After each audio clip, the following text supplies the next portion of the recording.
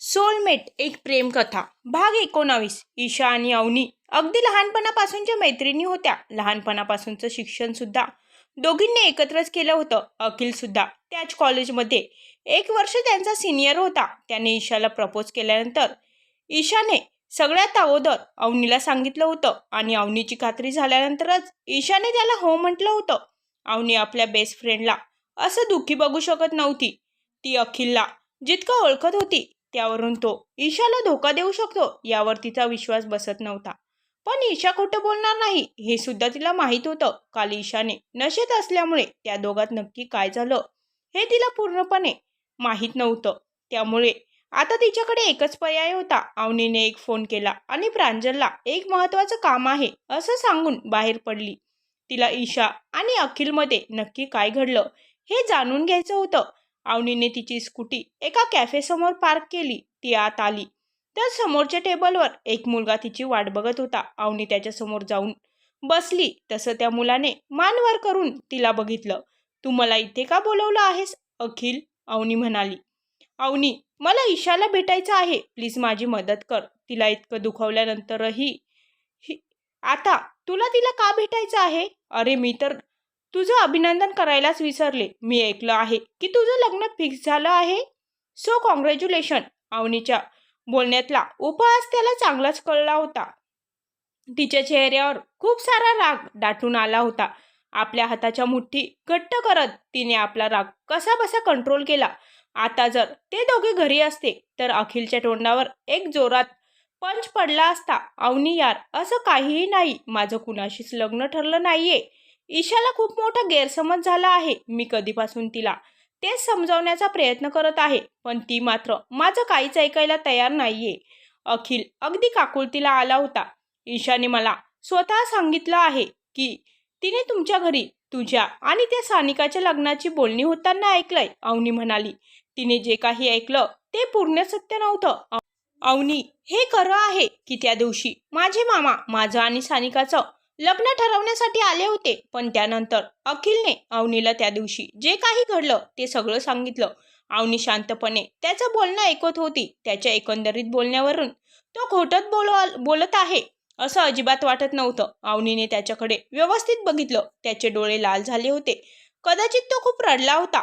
फक्त एका छोट्याशा गैरसमजामुळे एवढा मोठा गोंधळ झाला होता. आता मात्र तिलाच या बाबतीत काहीतरी करावं लागणार होतं.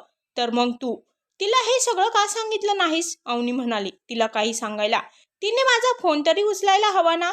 तिने मला सगळीकडे ब्लॉक करून ठेवलं आहे. तिला भेटायला तिच्या घरी गेलो तर तिच्या मॉमने मला तिला भेटू दिलं नाही. अवनी प्लीज माझी मदत कर. माझं ईशावर खूप खूप प्रेम आहे. मला तिला कोणत्याही परिस्थितीत गमवायचं नाहीये.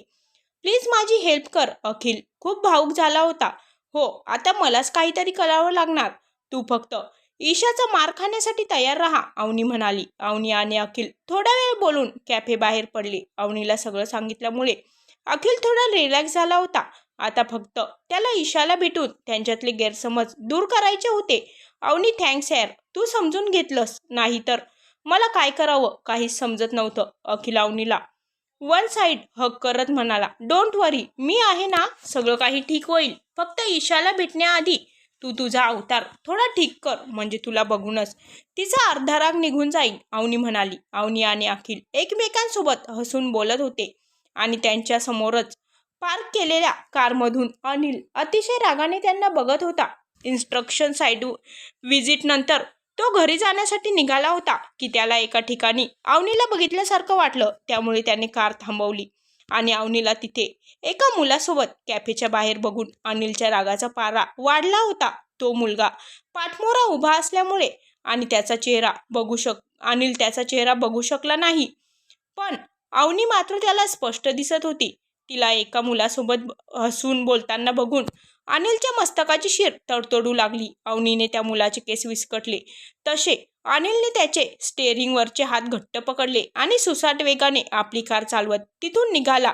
आणि या सगळ्यांपासून अनजान असलेली अवनी अखिल आणि ईशाला कसं भेटवायचं याचा विचार करत घरी निघाली. इकडे अनिल रागातच घरी पोहोचला. का कुणास ठाऊक अवनीला त्या मुलासोबत बघून त्याला तिचा खूप राग येत होता. त्याला एक वेगळीच अस्वस्थता जाणवत होती. खूप चिडचिड होत होती. आपली लॅपटॉप बॅग, ब्लेझर आणि टाय सोफ्यावर फेकत त्यांनी त्याच्या प्रायव्हेट जिममध्ये प्रवेश केला. शर्टच्या बाया दुमडत त्याने हातात बॉक्सिंग ग्लोव्ह चढवले आणि समोर असणाऱ्या पंचिंग बॅगवर स्वतःचा राग काढायला सुरुवात केली. तासभरानंतर अनिल त्याच्या जिममधून बाहेर पडला. घामाने चिंब भिजल्यामुळे त्याने शॉवरच्या पाण्यासोबत त्याचा राग, अस्वस्थता सगळं काही वाहून गेलं आणि फ्रेश होऊन त्याने आपल्या कामाला सुरुवात केली. दुसऱ्या दिवशी अवनी आणि ईशा ऑफिसमध्ये दाखल झाल्या. अवनीने खूप प्रयत्न करून ईशाला ऑफिसमध्ये येण्यासाठी तयार केलं होतं. ईशाच्या मॉम डॅडने सुद्धा ती बाहेर गेल्यानंतर कदाचित तिचा मूड ठीक होईल हा विचार करत तिला अवनीसोबत पाठवलं होतं. अवनीला मात्र आज काहीही करून ईशा आणि अखिलला भेटून त्यांच्यात झालेले गैरसमज दूर करायचे होते. याच विचारात ती ईशाला तिच्या डिपार्टमेंटमध्ये सोडून तिथून निघाली. अवनी धावत पळतच कॅन्टीनमध्ये आली. आज तिला चांगलाच उशीर झाला होता. तिने नेहमीप्रमाणे अनिलसाठी कॉफी बनवली. ईशाला ऑफिसला आणायला गेल्यामुळे आज तिला अनिलच्या केबिनची साफसफाई करता आली नव्हती आणि आता ऑफिस टाइम झाला होता. वेळेचा पक्का असल्यामुळे अनिल इतक्यात आलेला असणार हे तिला माहीत होतं. देवा प्लीज आज त्या आकडूचा मूड ठीक असू दे, तिने मनोमन देवाला प्रार्थना करत अनिलच्या कॅबिनच्या डोअरवर नॉक करत दरवाजा उघडला आणि समोरचं दृश्य बघून तिला घाम फुटला. अनिल आपल्या खुर्चीवर रेलून अतिशय थंड नजरेने तिलाच बघत होता. गुड मॉर्निंग सर, अवनी अनिलला कॉफी देत म्हणाली. मिस अवनी, तुझा ऑफिस टाइम कितीचा आहे? अनिल म्हणाला. 9 वाजता. अवनी म्हणाली. तुला असं नाही वाटत की तू जरा जास्तच लवकर आली आहेस? अनिल म्हणाला. आय एम सॉरी सर, पुन्हा असं होणार नाही, अवनी म्हणाली. I just hate sorry miss Avani, ही तुझी पहिली चूक आहे त्यामुळे सोडतो. यापुढे जर पुन्हा असं झालं तर तुला यासाठी नक्कीच शिक्षा मिळेल, अनिल म्हणाला. अनिलचं इतकं रूडली बोलणं तिला लागलं होतं. काल सकाळीच तो किती प्रेमाने तिच्यासोबत बोलला होता आणि आज मात्र पुन्हा तिच्यावर रागवला होता. अनिलचा फोन वाजला. तसं तो फोनवर बोलत केबिन बाहेर गेला तसा अवनीने सुटकेचा श्वास घेतला. आकडू कुठला. अवनी आपल्या डेस्कवर बसली तसा अनिलच्या कॅबिनमध्ये एक पिऊन फाईलचा गठ्ठा घेऊन आला. काका, या कोणत्या फाईल्स आहेत? अवनीने विचारलं. मॅडम, सरांनी आजच्या आज तुम्हाला या सगळ्या फाईल्समध्ये करेक्शन करून द्यायला सांगितलं आहे. पिऊन फाईल ठेवून गेला. तसं त्या 7-8 फाईल्स बघून अवनीचं डोकं आता गरगरू लागलं होतं. आकडू कुठला म्हणे पुढच्या वेळी जर उशीर झाला तर शिक्षा देणार. तर मग आता हे काय आहे? हा हिटलर मला त्रास देण्याची एकही संधी सोडत नाही. अवनीने मनातल्या मनात अनिलला शिव्या देत आपल्या कामाला सुरुवात केली. अवनीचं काम आटपता आटपता संध्याकाळचे 7 वाजून गेले. तिने आपला फोन बघितला. कामात बिझी असल्यामुळे तिने आपला फोन सायलेंटवर केला होता. अनिलचे बरेच मिस कॉल येऊन गेले होते. ते बघून अवनीने डोक्याला हात लावला. आज तिला अखिल आणि ईशाला भेटवायचं होतं. तिने घाईघाईत ईशाला कॉल केला तर ती तिच्या घरी पोहोचली होती. सगळ्या फाईल्स व्यवस्थित ठेवून अवनी ऑफिसमधून बाहेर पडली. अवनीला पुढचे 2-3 दिवस खूप जास्त काम होतं. पुढच्या आठवड्यात गव्हर्नमेंट प्रोजेक्टचं टेंडर ओपन होणार होतं. त्यामुळे अनिल चांगलाच बिझी होता. कधी कधी अवनीला विनाकारण अनिलच्या रागाचा सामना करावा लागत होता. ती आपलं काम करून सगळं काही मॅनेज करत होती. अवनी आपल्या लॅपटॉपवर काही महत्त्वाचे डिटेल्स चेक करत होती. तितक्यात तिच्या फोनची मेसेज टोन वाजली. अखिलचा मेसेज होता. गेल्या 2 दिवसात त्याने अवनीला कितीतरी कॉल्स आणि मेसेजेस केले होते. आताही तो ईशाला भेटण्यासाठी सांगत होता. अवनीला त्याची तळमळ समजत होती. गेल्या 2 दिवसात ईशा सुद्धा बरीच शांत झाली होती. ती वरवर ठीक असल्याचे जरी सांगत होती तरी आतून खूप दुःखी होती. शिवाय तिच्या दादा रोज तिला ऑफिसला सोडायला आणि न्यायला येत असल्यामुळे अवनीला मात्र ती एकटी सापडतच नव्हती. अवनी लंच ब्रेकमध्ये कॅन्टीनमध्ये आली होती. नेहमीप्रमाणेच तिचा ग्रुप देखील तिथे हजर होता. ईशा त्या सगळ्यांपासून दूर एका टेबलवर बसून शून्यात नजर लावून समोर बघत होती. अवनी सगळ्यांना भेटून ईशाच्या समोरच्या खुर्चीवर येऊन बसली. बाकी ग्रुपला सुद्धा समजले होते की ईशाचं काहीतरी बिनसलं आहे. त्यामुळे कोणीही तिला जास्त काही विचारलं नाही. हाय, इथे अशी एकटी का बसली आहेस आणि तुझं लक्ष कुठे आहे? तुझा टिफिन कधीचा थंडा झाला आहे?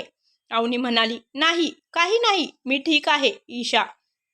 चेहऱ्यावर खोटं हसू आणत म्हणाली, कधी कधी स्वतःला त्रास करून घेण्यापेक्षा समोरच्या व्यक्तीसोबत बोलून आपण आपले प्रॉब्लेम्स सोडवू शकतो. अवनी म्हणाली, काही प्रॉब्लेम्स असे असतात जे कधीच सुटत नाही.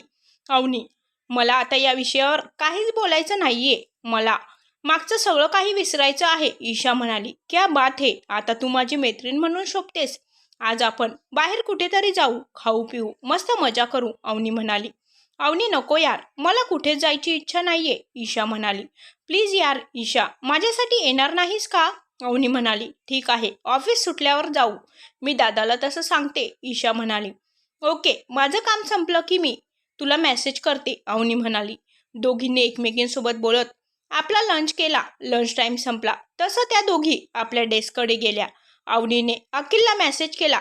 तिचा मेसेज वाचून अखिलच्या चेहऱ्यावर आनंद पसरला. फायनली तो आज त्याच्या ईशाला भेटणार होता. अवनीने त्याला ॲड्रेस सेंड केला आणि आपल्या कामाला लागली. तिला लवकरात लवकर सगळं काम संपवायचं होतं. अवनीचं जरा लवकरच काम झालं. ऑफिस सुटायला आणखी 1 तास बाकी होता. अनिलची एका इन्व्हेस्टरसोबत मीटिंग असल्यामुळे तो बाहेर गेला होता. त्यामुळे हीच योग्य संधी होती. अनिल नसल्यामुळे अवनीने आदित्यला ती आणि ईशा सोबत काही महत्त्वाच्या कामासाठी जात असल्याचं सांगत ऑफिस टाईम संपत आल्यामुळे आदित्यने देखील तिला परमिशन दिली. तसं अवनी ईशाला घेऊन बाहेर पडली. अवनीने आपली स्कूटी पार्क केली तशी ईशा त्या जिथे आल्या होत्या ती जागा बघून स्तब्ध झाली.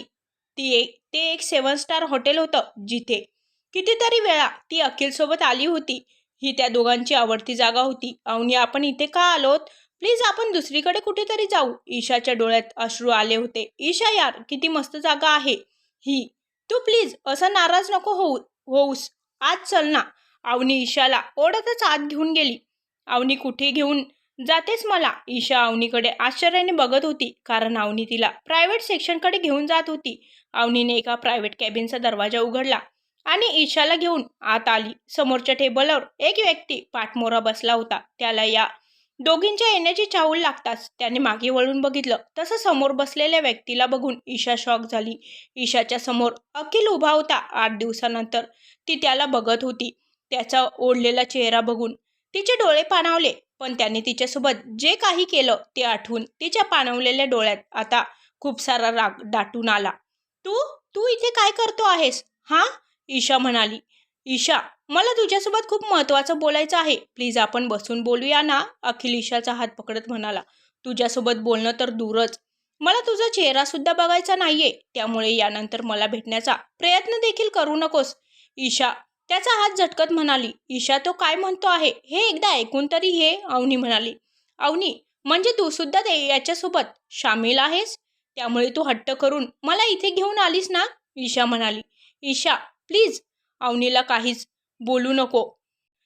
तिने फक्त मला मदत करण्यासाठी हे केलं. तू प्लीज एकदा माझं ऐकून घे. त्यानंतर तुला जर मी चुकीचा वाटलो तर मी तुला पुन्हा कधी त्रास देणार नाही, प्रॉमिस. अखिल म्हणाला. ईशाने अवनीकडे बघितलं. तिने डोळ्यांनीच हो म्हटलं. तसं ईशा समोरच्या खुर्चीवर बसली. बोल, तुला काय बोलायचं आहे? ईशा ज्या दिवशी अखिलच्या घरी आली होती त्याच्या आदल्या दिवशीपासून जे काही झालं ते सगळं अखिलने ईशाला सांगितलं. त्यामुळे यापुढे तुझा जो काही निर्णय असेल तो मला मान्य आहे. अखिल तिथून जाण्यासाठी उठला. तसं ईशाने उठून पटकन त्याला मिठी मारली. अखिल, खरंच माझं चुकलं. आय एम सॉरी ना. मी रागात काहीच ऐकून घेतलं नाही. तुला वाटेल तसं बोलले. खरंच खूप सॉरी. मला तुला गमवायचं नव्हतं, त्यामुळे मी तसं वागले. प्लीज मला माफ कर. ईशा अखिलच्या मिठीत मुसमुसत म्हणाली. It's okay. मी तुझ्यावर चिडलो नाही. फक्त तुला खरं काय ते कळावं हेच मला वाटत होतं. I love you so much. अखिलने ईशाला जवळ घेत तिच्या केसांवर ओठ टेकवले. I love you too. Isha नाक ओढत म्हणाली. तसे बाकी सगळे हसू लागले. ईशा, आता तरी तुझा गैरसमज दूर झाला ना? इतक्या वेळापासून सगळं काही शांतपणे ऐकून घेणारी अवनी म्हणाली. आज पहिल्यांदाच ती एखादं कन्व्हर्सेशन चालू असताना इतका वेळ शांत राहिली होती. Thank you so much Avani. तू मला इथे आणलं त्यामुळेच मला खरं काय ते कळलं. थँक्स. खरंच तू माझी बेस्टी आहेस. ईशा अवनीला मिठी मारत म्हणाली. बस काय आता? तू देखील माझे आभार मानणार आहेस का? मी जे काही केलं ते माझ्या फ्रेंडसाठी केलं. ओके, मी आता निघते.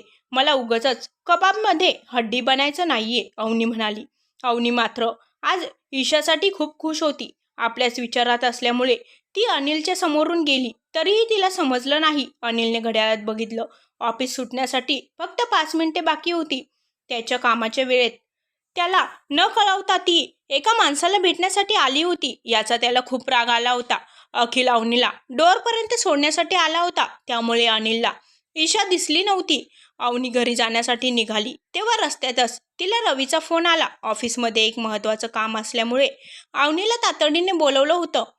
त्याच्या आवाजावरून तो थोडा घाबरल्यासारखा वाटत होता. अवनीने त्याच्यासोबत बोलून आपली स्कूटी ऑफिसच्या दिशेने वळवली. अवनीने आपली स्कूटी ऑफिसच्या पार्किंगमध्ये पार्क केली आणि ती आत गेली. रवीने अवनीला तिला अनिलने भेटायला बोलवल्याचं सांगताच तिच्या चेहऱ्यावर 12 वाजले. बापरे, हे अकडू ऑफिसमध्येच आहेत. त्यांना समजलं तर नसेल ना की मी ऑफिसमध्ये नव्हते. आता काय करायचं? अवनी स्वतःशीच बोलत अनिलच्या कॅबिनकडे वळाली. ऑफिसची वेळ संपल्यामुळे तो फ्लोअर पूर्ण रिकामा झाला होता. तिथल्या शांततेमुळे अवनीला उगाचच धडधडू लागलं होतं. ती हळूहळू पावलं टाकत अनिलच्या कॅबिनकडे निघाली. तिला आता एखाद्या वाघाच्या गुहेत शिरल्यासारखी फिलिंग येत होती. अवनीने दरवाजा नॉक केला. तितक्यात कुणीतरी तिचा हात पकडून तिला आत ओढून घेतलं. ती घाबरून ओरडणार तितक्यात कुणीतरी तिच्या तोंडावर हात ठेवला. अचानक आत ओढल्यामुळे अवनी खूप घाबरली होती.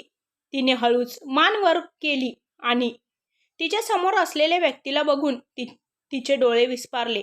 अवनी आश्चर्यचकित होऊन समोरच्या व्यक्तीला बघत होती. अनिल मात्र अतिशय रागाने तिला बघत होता. त्याचे रागाने लाल भडक झालेले डोळे बघून अवनी खूप घाबरली होती. त्याने असं अचानक ओढल्याने ती जवळपास त्याच्या मिठीत उभी होती. त्याच्या तळ हाताचा स्पर्श तिला आपल्या ओठांवर जाणवत होता. त्याच्या स्पर्शाने तिला धडधडू लागलं होतं. त्याच्या मिठीतून सुटण्यासाठीची धडपड बघून त्याने तिच्या हाताला हिसका देत तिला स्वतःपासून लांब केलं. अवनीने दीर्घ श्वास घेत त्याच्यावरून नजर हटवत आजूबाजूला बघितलं. टेबलवरच्या फाईल्स खाली पडून त्यातले कागद पूर्ण केबिनमध्ये पसरले होते. केबिनमधलं सगळं सामान जमीन उद्ध्वस्त झालं होतं. समोरच्या टीपॉय वरचा वास फुटून त्याचे तुकडे सगळीकडे पसरले होते. सकाळीच तिने इतक्या प्रेमाने वासमध्ये सजवलेली गुलाबाची फुलं जमिनीवर पडल्यामुळे कोमेजून गेली होती. काही वेळापूर्वी एकदम टापटीप असणारी त्याची कॅबिन आता पूर्णपणे अस्ताव्यस्त झाली होती. त्याच्या कॅबिनची अवस्था बघून तो खूप चिडला आहे हे समजत होतं. अवनीने भीतीने आवंढा गिळला. ती सकाळपासून आपल्याकडून काही चूक झाली का हे आठवण्याचा प्रयत्न करू लागली. पण अनिलचा रागाने लालबुंद झालेला चेहरा बघून तिचं डोकं काम करत नव्हतं.